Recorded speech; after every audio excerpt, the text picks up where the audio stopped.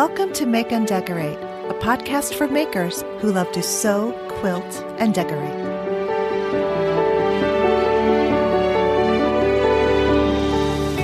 Hello, everyone, and welcome to the Make and Decorate podcast. This is season 3, episode 61, originally published on December 3rd, 2020.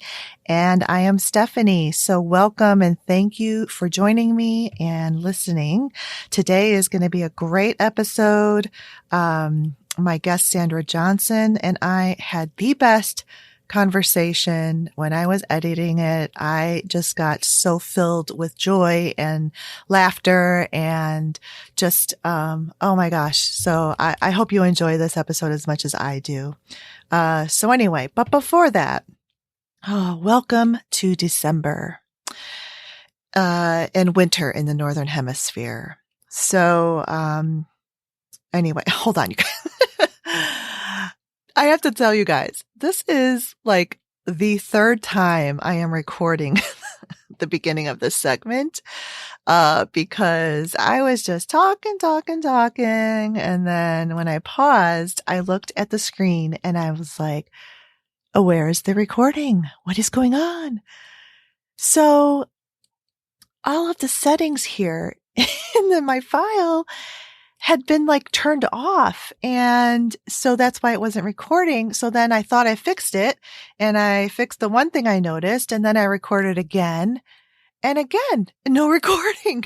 I feel like little minions came in and like messed with my file and then they're like sitting out there laughing at me. But anyway, it is recording now. I have enlarged the bar so that I can clearly see that it's recording. Okay, here we go. I just had to take a time out on that because it's just crazy. Okay, sorry. All right, so December. Oh, winter is definitely here. Yesterday when I left work, so I'm recording this on Tuesday, December 1st. So the cold, frigid weather got here yesterday morning, Monday. And maybe it was here Sunday, but I wasn't outdoors at all. So when I got out of work yesterday, it was 29 degrees Fahrenheit, freezing.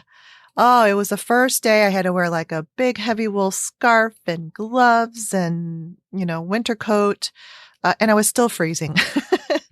But I was thinking about it and I'm like, in about a month or two, I am going to think so differently about a 29-degree day because in January, February, a 29-degree day is going to feel like a heat wave to us because we'll definitely be down in much more frigid temperatures like 0 and below.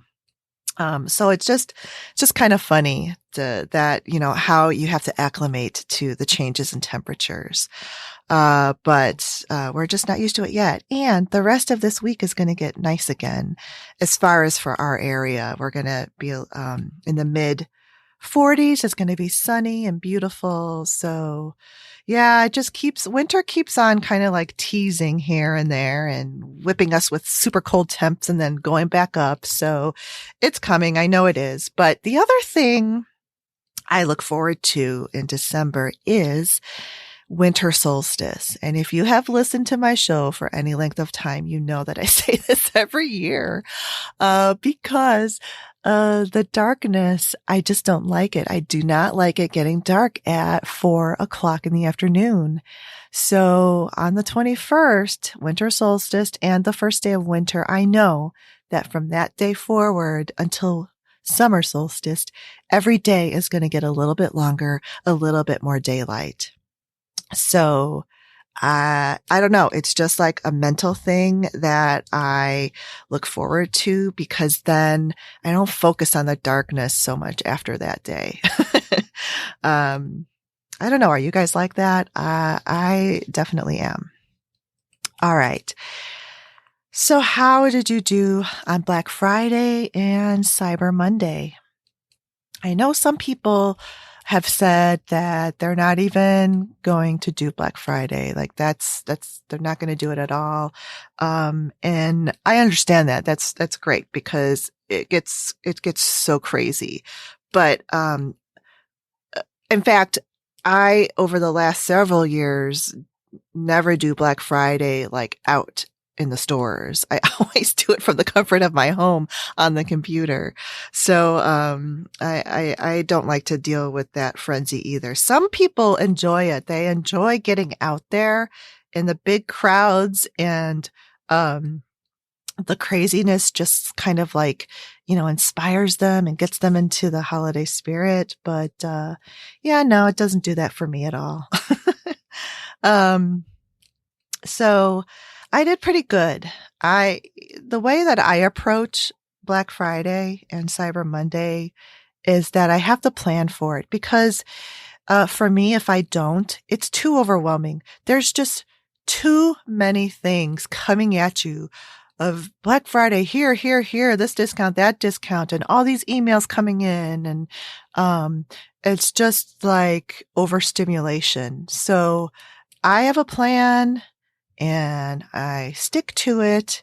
And when I get it done, I'm done. I'm just like, yes. So I'm kind of like an in and out, know what I need to get, have researched ahead of time, knowing what is going to be coming up, or once something does come up and pops up in my email box that I have had on my list, I'm like zeroing in on that. So, yeah, I'm all done. I'm done, except for the stuff that I still have to make as gifts that I'm giving away. And yesterday, Cyber Monday, I worked, so I really, couldn't do anything, except I did make a business purchase on a software subscription that was half price. So I'm pretty happy with that. So I hope you guys did well as well.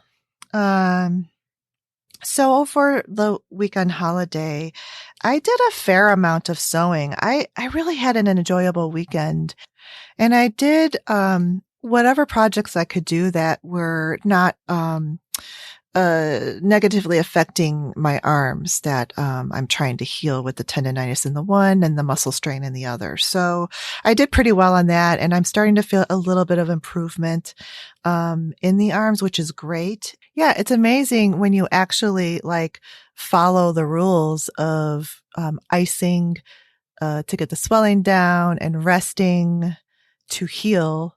It actually works. So don't ignore your injuries and push through it like I did, because it just ends up getting worse. So, I did several projects, and one of them was machine embroidery, and I made some embroidered holiday cards. I've never done that before. A few months ago in early fall, Embroidery Library had a sale on, these, designs specifically made for, card making. And, I think it's because they, the amount of, stitches and fullness is reduced because it's going to be stitched onto cardstock. So they're beautiful. They turned out really nice. And, it was not that hard to do at all. The only thing that I did kind of work through is how I secured it in the hoop. So you cut the cardstock, just a little bit larger than the size that you need for the design. And then you end up adhering that to, your actual card, afterwards. And then that hides the stitching on the backside and, makes a lovely, card design. So, but, the sticky stabilizer is great. I love it, but it is really expensive.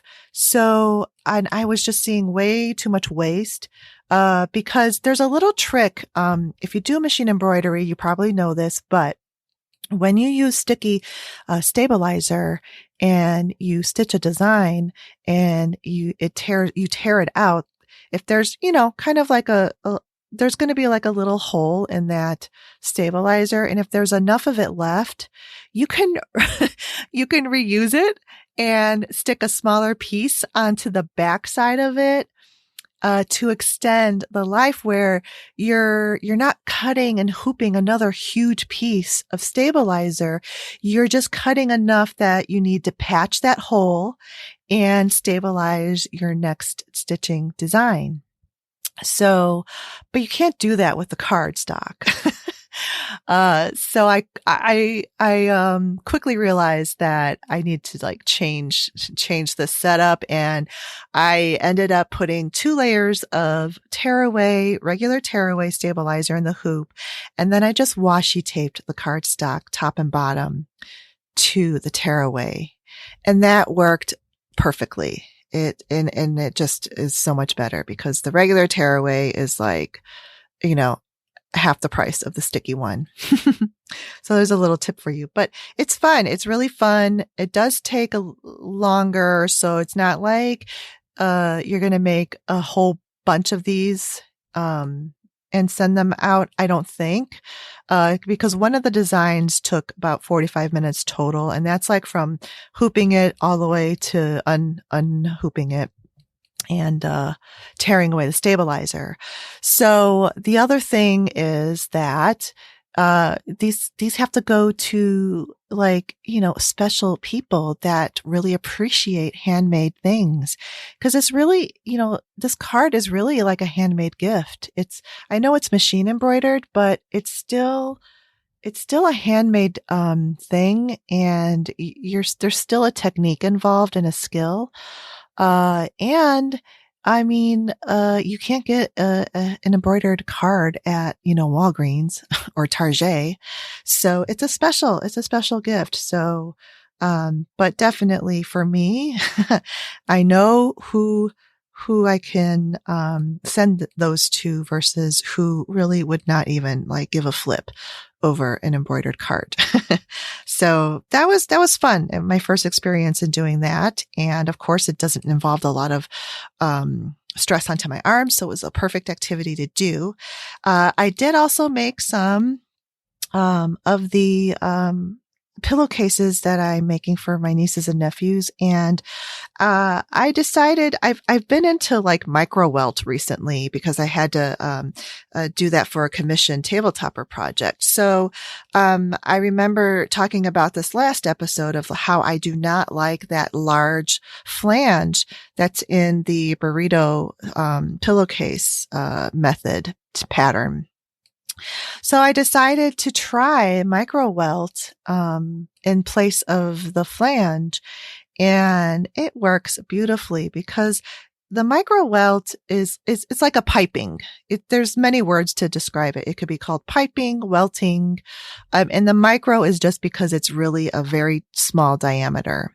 The one I have is 5/64, which is between an eighth and a quarter of an inch diameter, and it's a perfect size to inset as a little trim to add, some detail to things like this pillowcase. And it worked beautifully because that little cord, the thing of it is I love about micro welt is that it's small enough that it's very flexible, even though it's still a cord and it has structure. The bigger the cords you get, then it's not as flexible and you have limited use of where you're going to use that at. So, it turned out really well. I'm really happy about it. And it doesn't take any time at all, to make the micro welt. I mean, it adds a little bit of time to your overall process, but it's not hard and it's fun. And to see, what it results in is really cool. So I did that. I made another, set, I finished a set of bowl cozies, and I made a video of how I make the fabric bowl cozies. So, I'll be posting that on my YouTube channel. So I'm in good shape as far as handmade gifts go. The only thing that I am not so sure on is that, quilt that I want to make for my nephew for his birthday, later this month. I'm not giving up on it yet. I'm just, trying to finalize the design and I'm trying to make it as simple as possible, but yet still get the design that I want, done on there. So I've changed it from applique to, a pixel type of a design, because then that's just stitching a bunch of squares together. I don't know. We'll see. That's kind of I got hanging out there in the balance, but everything else is coming along just fine. In fact, I'm almost done with everything else. All right, so I'm going to finish my chit chat segment out with things that I've been watching and recommendations for you guys. So, okay, first of all, I just got to get this out of the way because I haven't talked about this in many episodes. Is my Chicago Bears football team? Yes, they started off really well with like 5 wins, and I don't know. I think they might have been like a 5-0. I'm not sure, but it quickly deteriorated. And now it's just, this team is miserable and humiliating. It's just so hard to watch. In fact, we just couldn't watch past the first half of, Sunday's game because first of all, it was against our arch rival, the Green Bay Packers, and their performance was just, it was terrible. So hard to watch. It's the kind of thing where you can't help but watch, but you got your hands over your eyes and you're peeking through your fingers. It's that kind of stressful watching. So yeah. But anyway, so aside from that, I have been watching more Premier League, football or soccer. And, ever since I saw that documentary, on Amazon Prime about the Tottenham Spurs, I've really, kind of connected with that team because you kind of like get this inside glimpse of who these players are and the coach and the organization. So I can now watch them and kind of like, oh yeah, that guy, blah, blah, blah. And the coach, he's a really interesting coach. And they've been doing really well. So yeah, I've got the NFL is disappointing me, but Premier League is very good. Okay, enough of sports. Hulu. Okay, so I've been watching, it's an older show. It's a BBC type of a show. It's called DCI Banks, and it first originally aired in 2010. So it's really old, but good. And if you like, mystery shows and sort of like the detective type shows, this is really, really good. I like the storylines and how they continued through the seasons. There's 5 seasons total.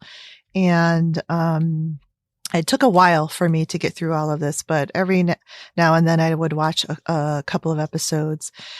So that's a pretty good show.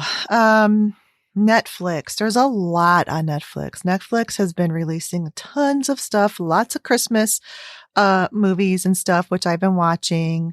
And some of the ones like I just finished watching, and this was sort of a binge watch last weekend, it's a series called Virgin River, and season 2 just came out. So I'm done with that. It's good. I would describe it as a silly, froofy, romantic, unrealistic show, but highly entertaining. And the scenery is absolutely gorgeous where this is filmed. It's supposed to be taking place in Northern California, and I'm familiar with all of the towns and stuff that they talk about on this show because we vacationed up there. And, in fact, they say Shelter Cove. So that's actually one of the places we stayed at. So it is absolutely very gorgeous up there. It's in Redwood territory, but this show is filmed in like, British Columbia, Vancouver, or whatever. So, anyway, but it's still gorgeous. It's such a pretty, scenery, and, the stories are kind of funny and quirky. So that's a good show. The Crown. That came out a few weeks ago, and my husband and I got through that in about a week. It's so good. It is really so good. This season was started in the early 80s and went through it was all about Prince Charles and Princess Diana and Camilla. So that was really good. And I just read that they have been renewed for another season. So that will be interesting as it progresses. Another show that we watched a while ago as soon as it released is The Queen's Gambit. It is about this chess prodigy, and it's not it's a fictional show. But it's set in the 60s, late 60s, I would say, about this girl. And it's a good series, but I found it very dark and hard to watch because of there's a subplot along the whole series of substance abuse, and I don't know, it was just depressing. And I don't know if it's just because we're in a pandemic year or what, or if I was watching it in a downtime, but I don't like watching shows where I just I feel worse after watching it and I don't feel good about it. And I don't want to give too much away, but I mean, it's kind of like in their previews, so I'm not giving too much away. But the chess part of the series is fascinating. That part it really is, and the relationship with the Russians and the American chess players. So I don't know. It's just that is my review of that show, and I'm sticking to it. Okay, and another one, if you have Amazon Prime, this is a documentary, and it's called The Booksellers. And it is about the New York rare book world. And they interview these book dealers, and it's just, I found it so interesting. I know nothing about that world, but it was very interesting to learn how it works. And it's just quite funny. Just, when you're in a specific industry and one as specific as that, everyone knows everyone. So all of these book dealers knew who everyone else was, and they keep track of who bought what book. And some of these books are worth hundreds of thousands of dollars. And then they follow a couple of these smaller bookstores that have been around forever that are just hanging in there and still making it. So that is really a good show. It's not a series. It's just like a one-off special on Amazon Prime called The Booksellers. And I'll end up with, The Mandalorian. I've talked about it before, but we're still, it's still awesome. We look forward to every episode that comes out on Fridays.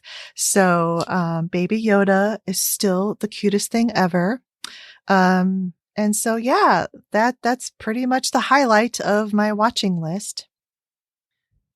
All right. So there's a couple of things I want to remind you of before we get into the guest segment. And that is, remember, to check out my Patreon page. It's makeanddecorate, .patreon.com.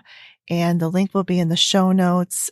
Every month, patrons get a bonus podcast episode, and a lot of my guests will stay on and talk with me for the Patreon episode, and they like to give some insider things to be special for my patrons. So I really appreciate that from the guests, and there will be an episode from Sandra Johnson for the patrons as well. So check out the Patreon, and if you can't do Patreon, just listening is wonderful and helps the show. And another way to help is to put up a review on iTunes if you can. The more reviews there, the more visible the podcast will be for other people who are searching for the same type of show.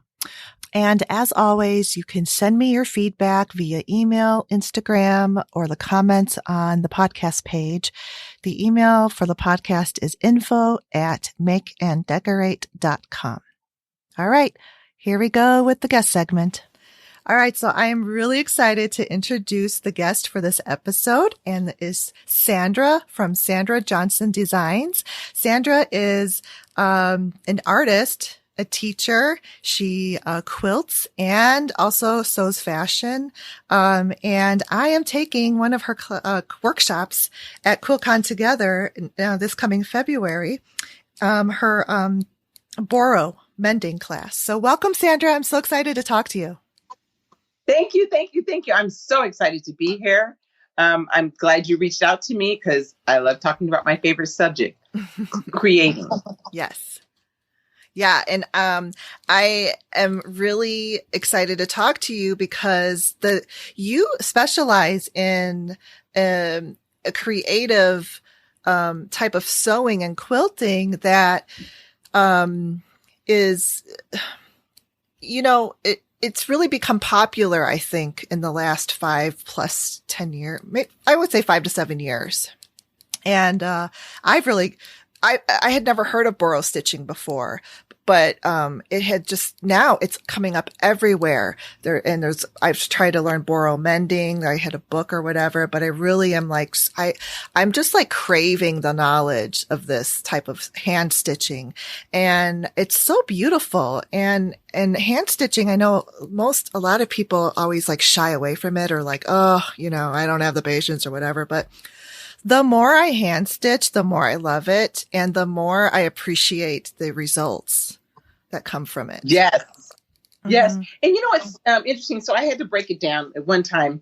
I love creating, but I love the why I create. Like what is it about the creation? So as we know, some creative people are into the gathering. They're the gatherers. So they love finding patterns, making patterns, designing patterns, finding fabric.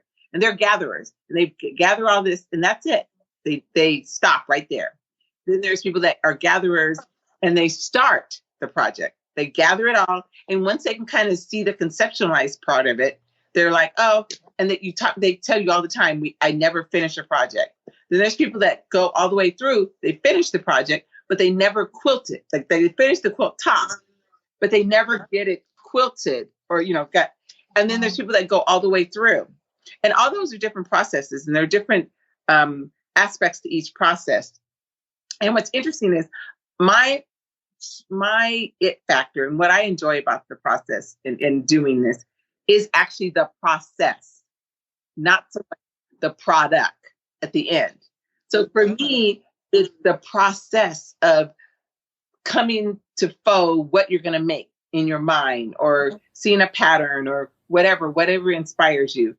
Buying the fabric, putting it all together. And so when hand stitching, what's so interesting for me about hand stitching is actually the process of the hand stitching, meaning threading the needle, holding the needle, because the holding metal has a different feel to it than, let's say, holding thread or holding any type of plastic item. Mm-hmm. So you're holding a metal object.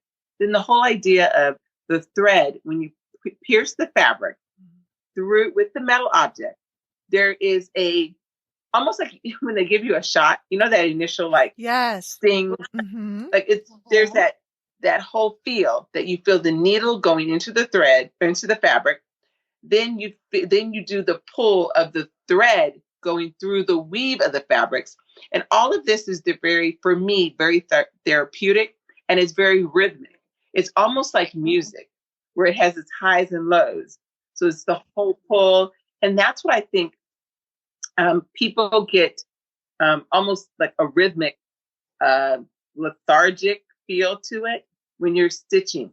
Those people will talk about, I hand stitch while I listen to music or watch TV or, in the afternoon, because it is very rhythmic and it is very soothing, but it's very tactile.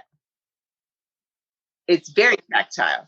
And the thing about hand stitching, which is a little different than other creative forms when you're talking about sewing on a sewing machine, is the beauty is in the irregularity. Yes, it is. I love that part of it.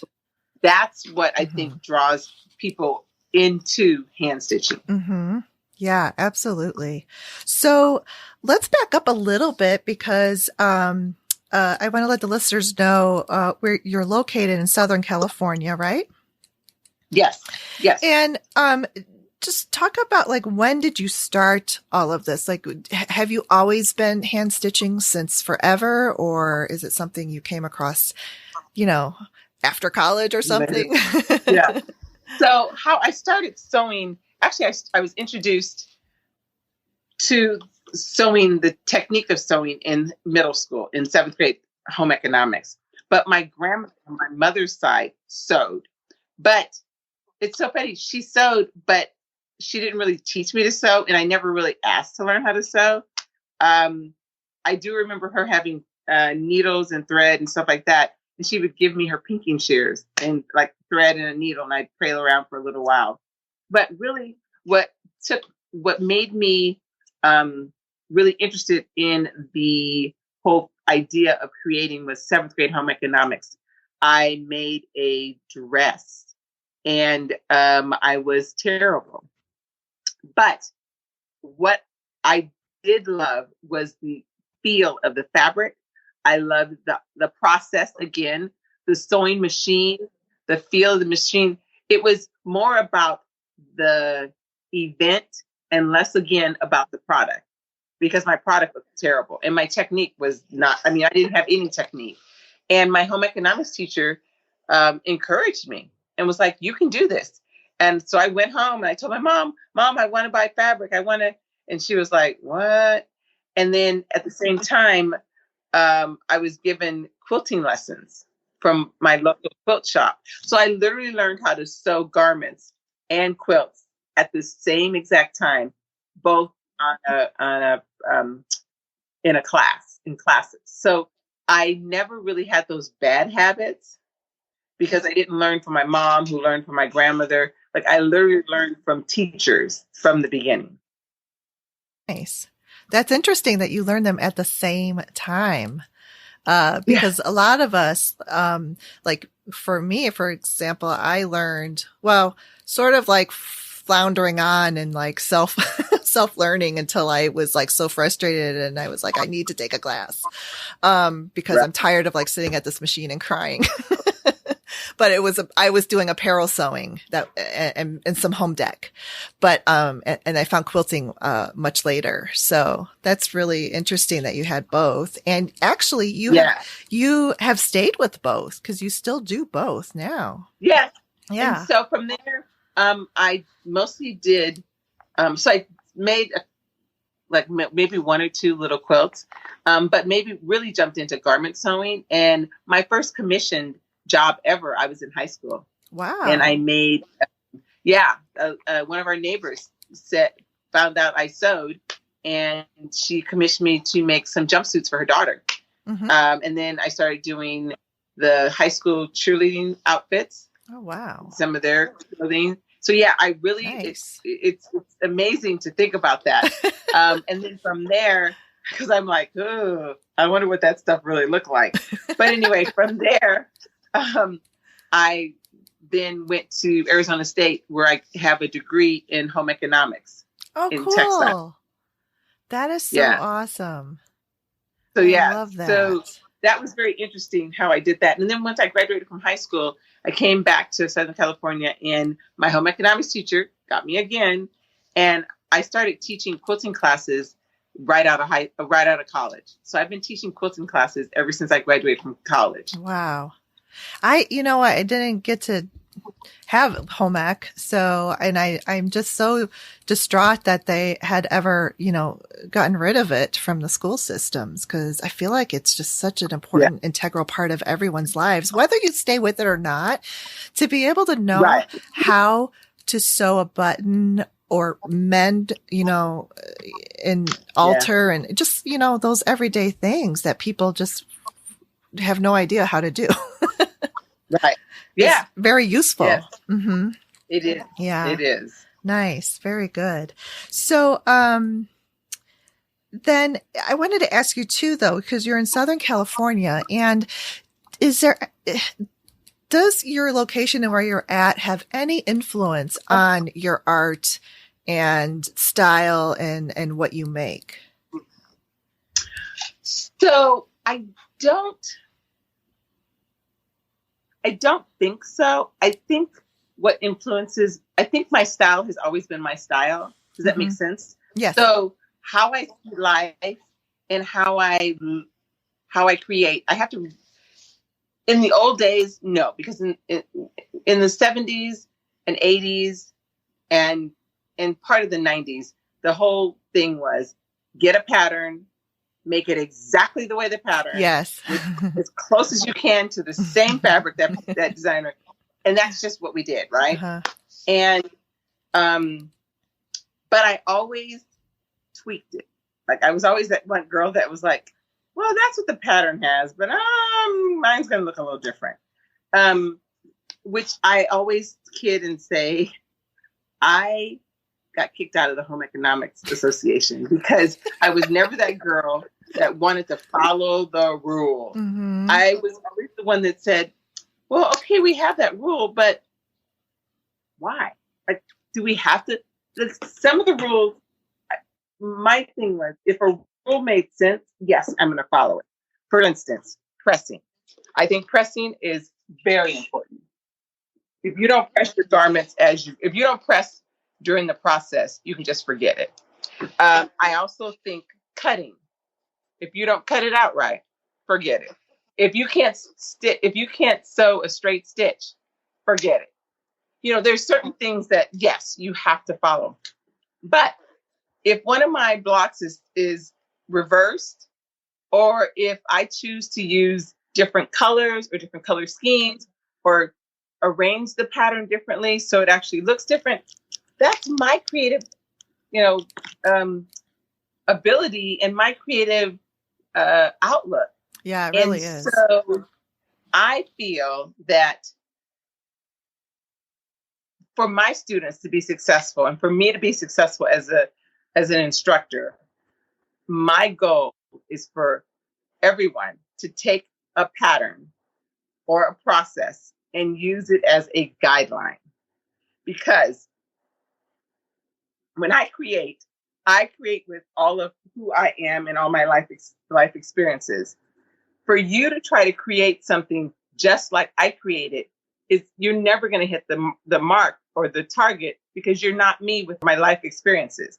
So I feel like I can influence you by saying, oh, you're going to use red and green. Great. Why don't you use a little more red and green? But going back to what inspires me, just who I am as a person. I always say that I'm a B+ person because if you're an A person, you spend a lot of time doing it to get it to an A, and I want to do a lot of things. So I spend A+ time so I can do more things versus or B+ versus an A, and I do less. Oh my gosh. So I think I'm inspired by just who I am and how I exist in the world. This is so fun for me because what you are explaining is you, and then giving that example of the A person, that was me. Like I was always, follow the rules, do it like you're supposed to, and don't afraid to make mistakes. And it's not until, getting better at it and knowing, that I can break the rules and I can just do, cause there have been times where I'm like, yes, you know what? I don't get that. But I'm going to do it anyway. Just follow the directions. But now I'm like, I've become much more closer to the B+ than the A+. And it's so much more liberating and fun. And you really do kind of develop your personality, and it shows through your process, right? Yes. Yeah. I remember the first class I taught, and I really pushed them. This is the first class I've ever had where I didn't show a color picture of the pattern. I showed a line drawing. Here's your line drawing of the pattern. And we went through the whole pattern. And I'm like, well, what's the border going to look like? I said, we don't know what the border is going to look like because we don't know what the center is going to look like. And I really worked at teaching my students. They're like, well, what about? And I'm like, whoa. let's worry about what's in front of us, and then as it grows, is almost like when you look at a newborn baby. Well, what is he going to have, big feet or little feet? Is he going to be 5 foot tall or 6 foot tall? Uh-huh. I don't know. Right. He's a newborn, right? Right. And so with creating, I realized that when a student or a person is reminded of their liberty to take advantage of what they want to do with a piece, the ownership is much deeper. Yeah. Yeah. So true. I love it. So, and that's probably why I have gotten more interested in the Boro and Sashiko and all of those like tactile, sewing arts too. Because there's that much, to me, they're that much more creative and that much more like putting your, stamp of who you are into what you're making. Right. I love that. Right. So let's talk about some of that. One of your specialties is that you really have a love for repurposing denim. And I love that. Yes. I think it's so cool, because I have a huge laundry basket. I moved it into our bedroom to try to, urge me to like, start taking them apart and create, having fabrics from it. But I've got to get, I've been ignoring it, but I love that that's what you do. And it's really piqued my interest. So talk about that, repurposing the denim. Okay. So how this all started was there was a time in my life where I was like, okay, you can continue to go out and buy things, but I really feel that we have resources. All of us have many of the resources we need to create. We don't need to go and buy more things or acquire more things. Buy them, get them free, whatever. And so I was sitting, I looked at this pile of denim like you, and I'm like, there's got to be something I can do with these jeans. There's got to be. But when and for me, I also do some research before I start creating. So when I did research and I looked at people that created with denim, what I found was when you looked at their quilts or anything that they created with denim, you saw the fact that they were a pair of pants at one point, and then you saw what they produced. And I wanted it to be the opposite. I hope that, and my target is that you look at a piece of, or at a quilt or a product that I create, a purse, a garment. And first, what you see is the beauty of that garment, that quilt, that purse. Then you realize it was made out of repurposed denim. Yes. Yes. And I think, yeah. And I think about one of the quilts that you have on your website, and it was a wall hanging, and it's a quilt. And that's exactly what it did for me. I noticed the different, colors of the denim and how they flowed with your, how you cut them and the quilt design. And it's beautiful. Right. And that's what my goal is to use denim as just like it's a fabric line. Some of it's darker, some of it's a heavier weave, so I really, and that's how I sort them, depending on what the project is. Nice. I really like that. And that's going to be one of your classes that you, workshops that you teach at the QuiltCon as well. Yeah. And we'll talk about those coming up in a few minutes, but now I want to, talk about,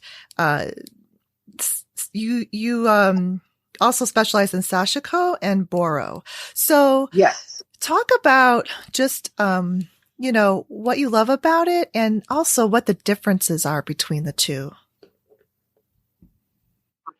Okay, so the difference is Boro is it's like what we call a running stitch or a stabbing stitch up and down, and it's usually straight. The Sashiko is a embroidery patterns, Japanese embroidery pattern, traditional patterns. Just like Americans have embroidery patterns, Europeans have, I have a book of ancient European embroidery patterns. I can't read it because it's in other languages, but yeah, so Sashiko, what I love about it is that for me, how I teach it is, here's a pattern, but how can we tweak that pattern, and how can we make it your own but still keep the integrity of the historic pattern. Again, once you learn the rules, then you know what rules you can break, right? So with the Sashiko, it's really interesting to me how we can combine some patterns sometimes and make them very interesting. You can combine meaning different patterns with different patterns, or you can combine a pattern on and stitch it on a piece of artwork that you sewn pieced together, and then it gives it another dimension. So you have one layer of the piecing and another layer of the Sashiko. So there's so many different ways and combinations. I love running it off of the piece. So I may have a patch. I run the Sashiko on top of the patch, and then I run the Sashiko off of the patch onto the base fabric. So there's so many things you can do. What I love about teaching those classes is how far can we take it out and still keep the integrity of the design, but also make it your own. And those classes are just amazingly fun. They are very soothing. You know, sometimes you'll take a workshop, and many times you can feel the tension in the room because everybody's trying to get as much done. With the Sashiko classes and the Boro classes, it's like, oh, I'm mending. Okay, I think I'm going to mend right here. Oh, I think I'm going to stop for a minute. They're very soothing, and there's just a kumbaya moment in all of those classes. Mm-hmm. Yeah. And the other thing too that draws me to the Boro mending is that it's done and it's meant to be seen. It's not meant to be hidden. And so my husband's always wanting me to mend his jeans. He's always like tearing the pockets off or ripping holes in them. So I tried it and I didn't know he was going to like it or not. And I used contrast color, embroidery floss thread. So it could really be seen. And I did what you did. I stitched off the patch onto the jean, and he really liked it. He was like, he brought me like 3 other pairs of pants, but it really was fun. So that really got me like wanting more and more. So that's why I'm taking your course. And I just love the beauty of it. And it seems like everybody loves it. You don't have to love it just because it's your hobby or craft or what you do, but just like to wear something that someone's made with that. They love it. They absolutely. Yes, it doesn't take long. No. It's not like months. Like making a quilt, you're like, I gave my blood, sweat, and tears. I don't know if you saw, did you see my post today on Instagram? No. It's a little pair of overalls. Like a little, like it's probably for like a 6-month-old. What? No, the child was walking because I had a model wear them at one time. No, he was like a year old, but they're little overalls. And you put a couple patches and you're like, oh my gosh. I see it right now. So cute. Yeah. So listeners, I'll put her Instagram, but it's all the same. Sandra Johnson Designs. So her website, her Instagram, Facebook is all the same. And this little cute pair of denim overalls, they have little patches of different types of fabric, and she has the Boro stitches that really you can see. Oh, it's so cute. Love it. Yeah. Yeah. Yeah. So, it's things like that where you're like, oh my gosh. I had a girlfriend who had a dress that was a linen dress, and it was just kind of plain. Mm-hmm. And I said, why don't you put some patches on it? And she's like, oh, it's her favorite dress now. Like she never wore the dress for like 5 years. Yeah. And she put some patches on there and she's like, oh my gosh, it made the difference. It just took it from, just blah to like, this is amazing. Mm-hmm. Mm-hmm. The overalls I wear that I've posted several times, my overalls, it's the funniest thing. Mm-hmm. People like, I was in the what office? A doctor's office. And it was, what office was it? Oh, my knee. I was having problems with my knee. Mm. And so it was a lot of geriatric people were in this office. And I was like, oh my God. And so, but every time I would go, orthopedic surgeon, every time I would go, these little old ladies and these men would be like, I love your overalls. I love your overalls. I'm like, these are like, and it's just everywhere. And so when I first made them and first put patches on them, I was like, okay, people are going to think I'm crazy. But no, and I did it 6 years ago. Mm-hmm. I actually made those 6 years ago. Mm. And now it's like the end thing. And I'm like, okay, I'm ahead of the time. Yeah, Woo-hoo! you were. See, because now it's like exploded. It's everywhere. And that's another thing I wanted to ask you is what have you experienced with the growth and popularity in all of this Boro mending and hand stitching? So it's interesting you say that. I feel like I've always, well, I identified myself in college as an innovator. You know how you go and they talk about the different groups in this world? Mm-hmm. And I've always been the type of person that would catch on to something way ahead of anybody else. And so I'm always like, oh God, people are going to think I'm crazy. This is like, why am I doing this? But I always felt like it was the right thing to do. For instance, my garments that I make out of vintage quilts, there's people on the internet, and people always send me, hey, so-and-so selling this, you should do this. I don't want to, my it factor is teaching. I don't want to produce things to sell them. I mean, that's just not really the lane I want to be in. But there's people that sell their quilted garments for thousands of dollars. Oh, yes. I've looked at some of those. Like, mm-hmm.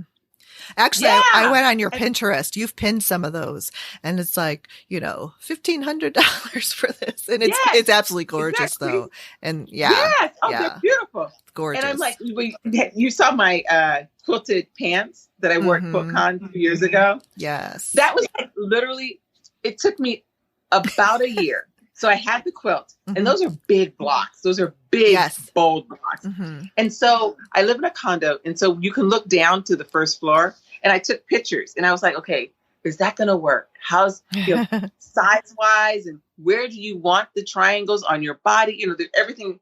And so finally, about 2 years later, I was like, you know what? I'm going to go for it. I'm going to go for it. I think this will work. And I made them, and then when I wore them in Nashville at QuiltCon, I was the most hashtag person out of all the QuiltCon. That went viral. And I'm like, they're so comfortable. And people are like, oh, only you could wear them. I'm like, no, it's a matter of placement. Yeah. Like, first of all, they're high-waisted. The way I made them, they're very slimming. And it's interesting, the batting that they were used, those quilts are probably about 50 years old. The batting is this cotton batting, or maybe it was wool, but whatever the batting is, you don't get hot, so you don't sweat, but yet it keeps you cool. But when it's hot, it doesn't make you warmer. That sounds like wool. That's what I think. Yeah. It must have been wool. Mm-hmm. But I mean, literally, those pants are it's like wearing pajamas, like flannel pajamas. I love it. Yeah. Because the cotton is so soft. Right. So yes, I really feel like, with the patching, what's the next thing? I'm thinking like, what's next? What are we going to do next? Mm-hmm. I think we're going to start with garments. We're going to start generally getting curvier, because we've been the very skinny narrow and tight. Yeah. And so we're going to start belling out. You notice the sleeves. We started doing belly, sleeves that are larger. Uh-huh. But generally speaking, the history has shown it. When the economy is good, we use more fabric. When the economy is bad, less fabric is used. Oh, that makes sense. Yeah, I could understand that. So, Oh, cool. Really nice. Yeah. My mind is always blown by, uber creative people like you. And, there was a time where it would have been sacrilege for me to even think about cutting into a quilt and making something else out of it. But now I can't wait. I'm like, I want to, do this. I just saw someone post today. She had a quilt. It was red and white, and it was all tattered around the edges. And she had cut out 4 or 5 Christmas stockings from it. Yeah. And was repurposing it. And I loved it. I love it. I love it so much. So I get so excited about this now. Think about this. Mm-hmm. When I acquired those quilts, they weren't my quilts. They weren't from my family. The people that made them were passed away. I had a choice to either take those quilts and put them in a pile with all the rest of the quilts that I have made, or making them into garments and allowing non-creative, non-quilting people to see them, to maybe be inspired. Sure. Or Yeah. educate them. Yeah. So my bomber jacket, and all my wraparound skirts and my pants, all the garments that I have that I've worn out into the world have been seen by more people than those quilts ever were before. Absolutely. Yeah, that's a great point, and it is so true. And I feel the same way, just like kind of like taking a little diversion here, but like and I told my sister this too, but like I pull out this nice china I have because I love tea, especially in the fall and winter. And she's like, "What are you doing?" I'm like, "You got to use this stuff. It can't just sit put away, Yes. and you never use it. And then time goes by and goodbye. Now it's going to go to whoever else is going to store it in their cabinet." Exactly. Yeah. No, you're exactly right. Yeah. So that's a good point with those quilts. And, so you mentioned this bomber jacket, which is absolutely beautiful. And you have a workshop for that too. But there was also a denim jacket that I saw, and you had, in the what's that called? The yoke, the panel on the back with with the Sashiko, what is it? Clamshell? Yes. Is it a clamshell? Yes. Yeah. But it was in really pretty, different coordinating colors, and it really made it stand out. Yeah. Beautiful. Yes. So what I did was it's in the yoke and in the yoke and in the back. And so what I did was I used, green going around the circles, and there were different colors of green. Mm-hmm. And then I used pink, which crisscrossed it. And I noticed that. Again, yes. So it's the thing is, I try to inspire people to think outside the box. So if I can tell you to think outside the box, or I can think outside the box, which will then generate you to think outside the box. So that was all about perspective and colors, and what colors will do, and how does your eye read those colors. And we all know about variegated thread, but many times we don't think about mixing thread colors, right, without having them look kind of like contrived. Yeah. You want it to have for me, for my aesthetic, and for my look, I wanted to have a class. Yes. Or like a level of sophistication where it's just not like all over the place. Chaos. Right. It's kind of like a controlled chaos. Yeah. You don't have to put all your thoughts and all your feelings into one piece. So there's a point where you have to stop and say, okay, I've done enough for this piece. I have more ideas in my head. I'm going to use those for another piece. Yep. Really good. And that only comes though, just by doing it, Right. And learning it. Yes. So I always tell my students, I said, you know what? When you got here, because people will say, oh, the color wheel, and oh, I'm not good with this. And yes, you do have to keep that. You should have some, I don't even know if you should have even some knowledge of the color wheel. I really believe that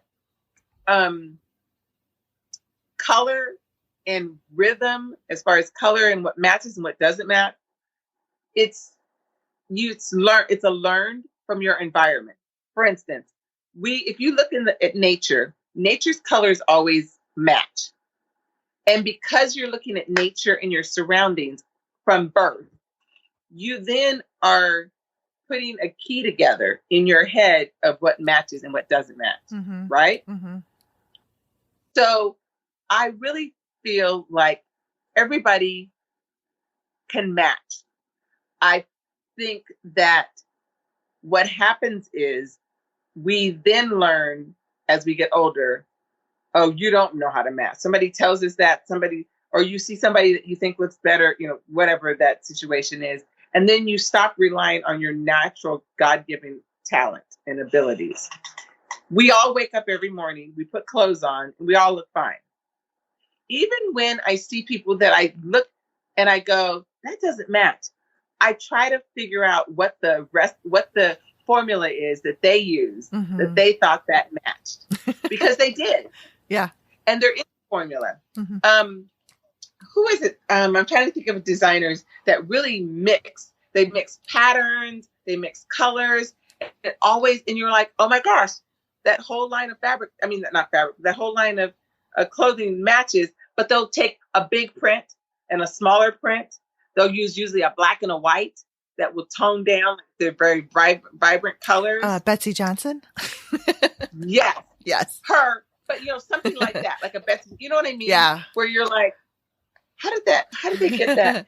And so that's, I've had the fortune of Miss Sony does that too. Sorry. Yeah. Yes. I love Miss Sony. What?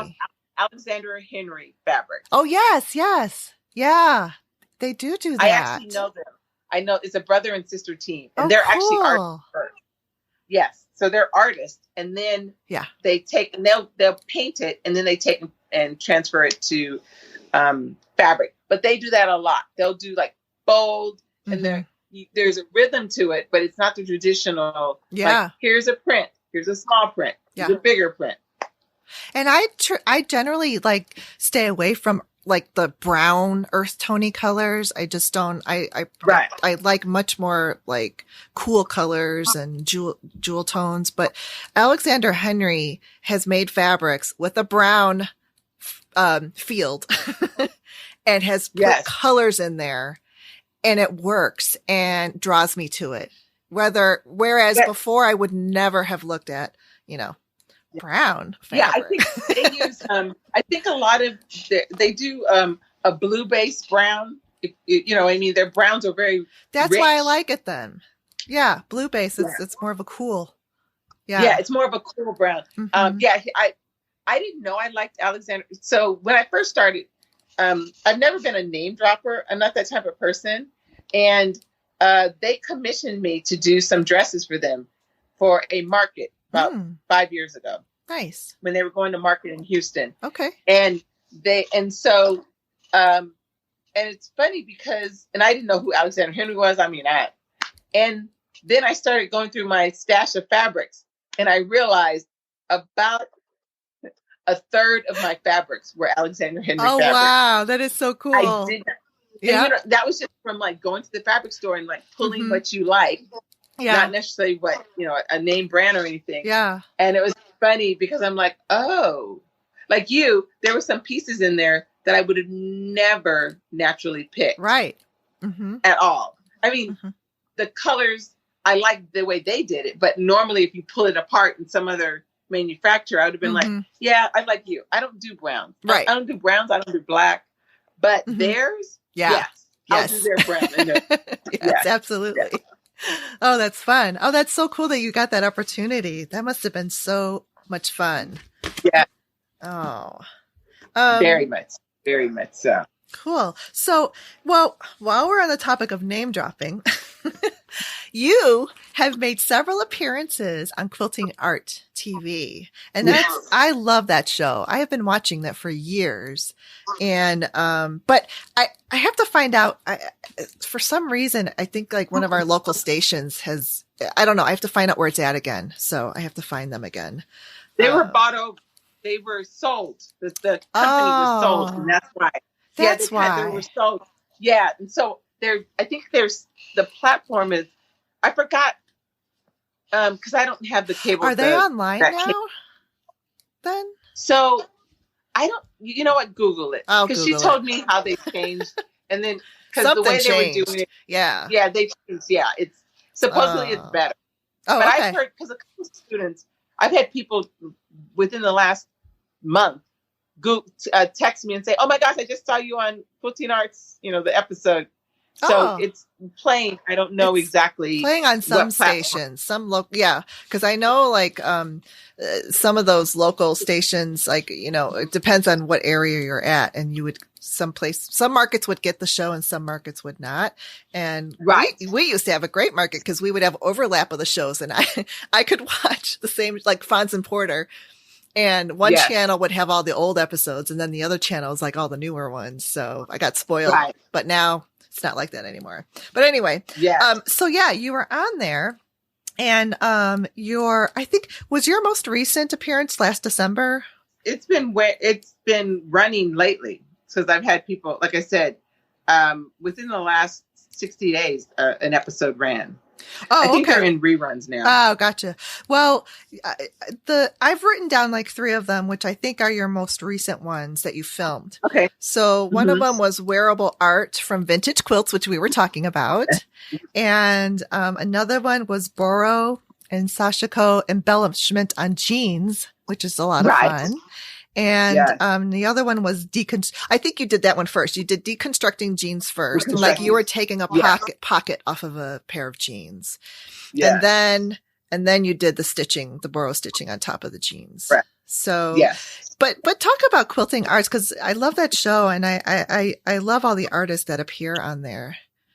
Yeah. What's neat about quilting arts is, so it's really, it's what it is. It's an hors d'oeuvre, I would say, into what different designers do. Mm-hmm. And so once you see somebody, you would then say, "Ooh, I like this person, Mary Sue. Let me go on her website. Let me see more about that process." So it's really a overview of, or a small part of a process that somebody does. And so it's really good because I feel like it gives you an overview of many artists. Yes. So something you would have never thought about. Oh, I think I'd be interested in learning that. Or, oh, I want to know more about her or him. Or, oh, I want to know more about that technique. And so it's very informative and very educational, but in a quick synopsis. Yeah, you know, they're quick segments. Long, right. You're not like, okay, hurry up because I got to go pick up my dog. You know, you know what I mean? So I thought it was very good. Pokey Boaton is who actually started. I know. The one that, yes. Love her. So that was her baby, her and her husband at the time. And she did a fantastic job. And now it's taken off, and it is an amazing opportunity to show off what you're doing. And I was so honored when they reached out to me and they're like, "Please, could you?" I'm like, "Yeah." And I ended up, when I taped my show, it was in Cleveland. Okay. So a California girl goes to Cleveland. And when was it? It was a cold time of the year? April. No. So okay. The weather was like supposed to be 70 or something like that. That's nice. Well, I didn't know that you guys have these last storms before, like you have that last winter storm. Mm-hmm. Well, guess what? I had a layover in Vegas, and I look up and they said it's snowing, and I'm like, so I ran and got a coat. But when I got there, I was the only one with a coat. Everybody else was like, it was literally snowing, and people had flip flops on. I was like, it's snowing. I know, it's ridiculous. Like, yeah, it is. It really is ridiculous. It's just like the second. Sometimes they just think that, it's April, it's time to pull out even though it's like still 30, it's still 32 degrees outside, you know. My husband will do that. He'll be putting a pair of shorts on. He's like, "Oh, it's hot outside." And I was like, no, it's really not. I know, but for them it was. Yeah. And California girl, I got boots. And we all kind of get like that because I'm the same way. Like I really like it cooler than hotter. So you kind of get used to that when you live in a colder climate. Right. Yeah, because we went to Arizona one time in February, and the weather out there was beautiful. It was like 60s and 70s, and my husband and I were golfing, and like everybody had like coats and jackets on, and here we are. We're like, this is like a heat wave. They must have thought we were so weird. Right. So, yeah. Right. Definitely. Yes. That's so great. So, all right. And we just have a couple more things, and then we're all done. But so the quilting arts, and you mentioned Pokey Bolton, and she now runs this Craft Napa event every year. Yes. And you are teaching it, even though it's going to be virtual in January coming up. And you're teaching the bomber jacket class. Yes. And so I'm, you know what? I've always had a passion for teaching clothing construction, but I try to call it clothing in 4 hours. Mm-hmm. My whole thing is, if you can't get a project done in 4 hours, it's not going to make it. None of this like working on a project for a week and the tailoring and the. I'm like, no. But I don't want my clothes, the garments that I make, to look like they were made in 4 hours. Right. So that workshop, you can actually complete it during the workshop period. Oh, I love the way it's put together. Oh, it's amazing. I mean, I'm talking with the zipper in and everything. Wow. And so I'm so excited. I've taught that class several times before, and the students do get the garment. There's always one or two that actually get it all done. A couple of people take a little longer to process, to really get started. And I'm like, just jump in. Because basically what you do is you take a quilt top. So you take a quilt. And when I say a quilt top, it could be, you could actually quilt something and then cut it. So it doesn't have to be a total complete quilt top, but you do need it have all the 3 layers together and already stitched. I see. And then what I do is I have denim sleeves, because everything has to have denim on it that I make. So I have but you don't have to use denim sleeves. You can use whatever you want. Corduroy is coming back in town. I know. I love corduroy. Pants oh, yeah, I'm so excited. Yeah. So which is funny because it's like 80 degrees here. Here I'm wearing corduroy pants, but whatever. I'm in California. We can do that. So that class I'll be teaching virtually. I'm so excited because it is such a fun class, and every jacket looks different. Mm-hmm. Everybody's jacket looks different. There is a little hand stitching on it if you want. You don't have to, but there is a component where I teach the Boro stitching on the front. Or down the sleeve, I think it is. Yes, so, that's what I love about that. Really yeah. I love the layers. I love all that dimension. And you just gave me a great idea when you said that. It doesn't have to be a completed quilt. So this could be something that, a lot of people have those, what they call whips, work in progress. And just to get that done and out of their stack, just being tossed away somewhere, they could just quickly quilt it and not finish it. Just have enough of a textile to make the pattern. Right. Absolutely. Oh, I love that. Okay, cool. Yes. Nice. So, and think about all those quilt tops or blocks that you're like, I don't want to make this into a quilt. I don't want it to be a quilt. Yeah. That's what you do. You take those and you make them into a jacket. Look, I can put this on a jacket. I have a block. It's a paper piece. Yes. It's a paper piece bird. Yes, that would be perfect. I've been wondering what to do with this guy. Yes. So I just have it pinned up. Yes, that's perfect. That's so great. I love this. Yes. Oh, this talk is so inspiring to me. I hope everybody else loves it too. I know they will. Yeah. But absolutely. It's so innovative. You are an innovator. Sorry? Thank you. I said we're going back to using your resources. Yes. Again, all those resources. Yeah. I had a student one time come real quickly to my class, and the lady was about in her late 80s. And she goes, I have all these blocks, but they're all different sizes. And they were different fabrics. Uh-huh. She goes, what should I do with them? I said, bring them. We sat and we put together. So I put them together by color scheme. Kind of like, these are the greens, these are the blues, these are the. Then within those color schemes, I put them together by size. Okay. And we ended up taking, and I said, okay, so this row is all one color. And we kind of went through the color wheel, starting with the blues all the way to the orange and yellows and all that.